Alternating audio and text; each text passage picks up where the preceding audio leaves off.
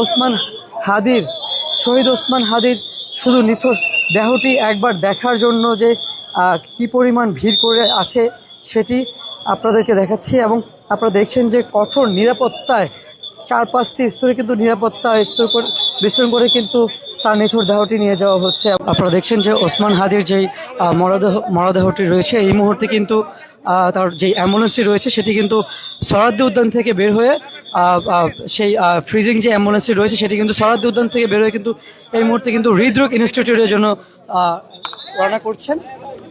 উদ্যানের যে মর্গটি রয়েছিল মর্গের মূল ফটক থেকে, এবং আপনারা দেখছেন যে ইতিমধ্যে কিন্তু সেটি কিন্তু নিয়ে যাওয়া হচ্ছে এখন সোহরাওয়ার্দী উদ্যান থেকে, কিন্তু সোহরাওয়ার্দী উদ্যানের মর্গ থেকে কিন্তু এখন নিয়ে যাওয়া হচ্ছে হৃদরোগ ইনস্টিটিউটে। এবং সকাল 9টা বাজে কিন্তু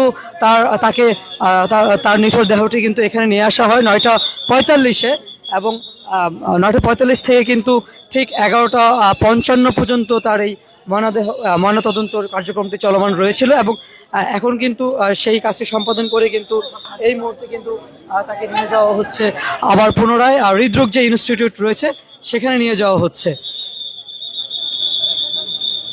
দর্শক আপনারা দেখতে পাচ্ছেন যে ওসমান হাদির যেই অ্যাম্বুলেন্সটি রয়েছে, যেই ফ্রিজিং অ্যাম্বুলেন্সটি রয়েছে সেটি কিন্তু এই মুহূর্তে একদম আমাদের সামনেই রয়েছে। এবং সেটি কিন্তু এই মুহূর্তে কিন্তু আপনারা দেখছেন যে হৃদরোগ যে শহীদ সোহরাওয়ার্দী মেডিকেল কলেজের যে মর্গটি রয়েছিল মর্গের থেকে কিন্তু ময়নাতদন্ত সম্পাদন করে কিন্তু আনুষঙ্গিক যে বাকি কাজগুলো রয়েছে সেগুলো সম্পাদন করে কিন্তু মানিক মিয়া অ্যাভিনিউতে জানাজা সম্পূর্ণ করে সেখান থেকে কিন্তু নিয়ে যাওয়া হবে ঢাকা ইউনিভার্সিটি সংলগ্ন যেই কাজী নজরুল ইসলামের যে সমাধিটি রয়েছে সেখানে।